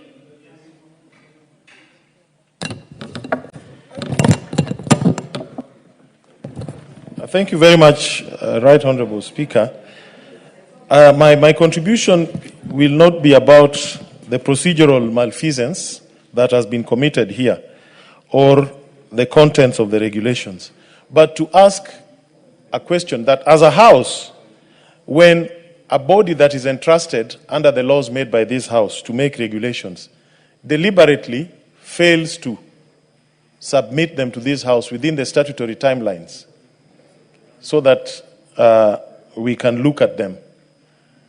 And those regulations, of course, we believe were not made in vain. There must have been some purpose or reasons behind them, raison d'etre, for the regulations, which now then cannot be achieved. Should we just annul, or should we as a House go further and reprimand? What action should we take so that this does not become a routine practice among executive agencies that we have entrusted to make subsidiary legislation on behalf of this House? I think we should not just annul and leave it there. We should annul and take some further action. Because we need to find out, why didn't they submit the regulations within the statutory timeline of 7 days? Why did they wait for 15 days? If they were made these regulations to achieve certain policy objectives. So I think there's a more fundamental question, just other than annulling as a matter of procedure. Because sometimes regulations are made to achieve certain specific purposes, and then because of malfeasance, a deliberate move is made to kill them, yeah, or to have them not come into effect. So we, as a House, we should really take this matter seriously. Thank you, Right Honourable Speaker. Honourable Owen Bai. I just want to first inform Council, a very learned friend, not a very learned man, I was told not to use learned friend, that he needs to move beyond that and amend the law so that we don't just throw them out, but that the law says that Parliament can also follow up by doing 1, 2, 3. But as it stands, the law is that we bring them here and just throw them out. And that's what the law says. And I think you're a good legislator, and the people of Suba North, South or North? South voted very well for you. And although Junet has very unpalatable words about you, but I think you're a great man. And please help this Parliament amend the law, okay, so that we'll be able to do further than. But, Honourable Speaker, I want to speak on the regulations that the committee is proposing that we actually adopt the report to do away with this regulation. Honourable Speaker, I think it's very important.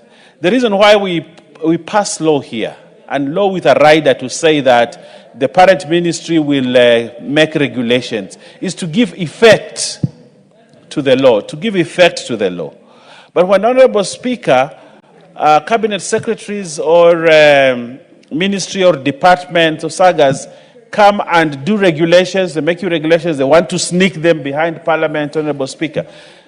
It is very clear it is only Parliament that can make law, Honourable Speaker, but not any other body. And sometimes you realize that they sneak law and wait so that we don't know, so that the time passes, elapses, and therefore it becomes law. I want to tell those that have been given the opportunity by the President to serve in the capacity of cabinet secretaries, please do the duty that you are mandated by law. Create the required regulations, make the required regulations and bring them to the House and give effect to the law. Sometimes we have law that we cannot implement because regulations have not been done. You cannot operationalize the law very well because regulations have not been done, Honourable Speaker. I'll give you a good example, Madam Speaker. Even as Mr. Gishimu tries to distract you from what I'm trying to say. Honourable Speaker, you remember the Fisheries Bill, the Fisheries Act. The Fisheries Act went into operation without regulations for many years, Honourable Speaker. The fishermen in Kilifi, the fishermen in the coast, the fishermen in Nyanza, and the fishermen all over the country suffered just because a cabinet secretary failed to bring regulations. Regulations which were meant to actually to operationalize the law. What happened after having all this law for many years, Honourable Speaker, the court in Malindi actually declared that law unconstitutional because somebody failed to do his duty. So today we are here, sitting here, a total number of 10 set of regulations, Honourable Speaker, are being annulled here just because somebody did not do his job properly. It's a waste of time, waste of taxpayers' time, waste of taxpayers' money, and a waste of the industry. The petroleum sector is very important in this country. The petroleum industry, very important. One of the places that we must have regulations on time is the petroleum sector because it drives almost every part of the economy. But when a cabinet secretary does not do the right thing, and Parliament has now to quash all these 10 regulations, Honourable Speaker, just because somebody failed to do his duty, Honourable Speaker, that is despicable, and that should not happen in this country. And this Parliament, I want to tell them, this Parliament is awoke more than any other time. We see what they think we cannot see, and we discern what they think we cannot discern. And, Honourable Speaker, I want to congratulate the committee for doing the right thing. And I want to say that the Committee of Delegation continue that way. And those cabinet secretary or people given mandate to develop subsidiary regulations must follow the law and do it properly, do it well, so that this country and the industries that they've been put in charge of can move forward. I thank you, Honourable Speaker, and I support. Very well. Honourable CNN. Not on this. If there is no more interest on this, Member Fortetu.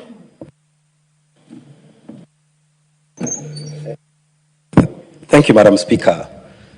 Madam Speaker, we have all been complaining, or maybe some of us in this House, about what we see as continued executive overreach, and especially cabinet secretaries, maybe even regulatory authorities, doing things that are clearly outside what they have been mandated in law. And Madam Speaker, this House has a duty ahead of it, and I like what the Deputy Majority Leader has said, that we are now woke more than any other time. And as a House, we must be alert to some of these executive decisions that are being sneaked time and again behind Parliament's back. If we are to redeem the image of this House, which you know, Madam Speaker, is at an all-time low in the eyes of Kenyans, where they see Parliament as a puppet of the executive, where they see Parliament as not, aligned to what is going on in the country, where they see Parliament as a rubber stamp.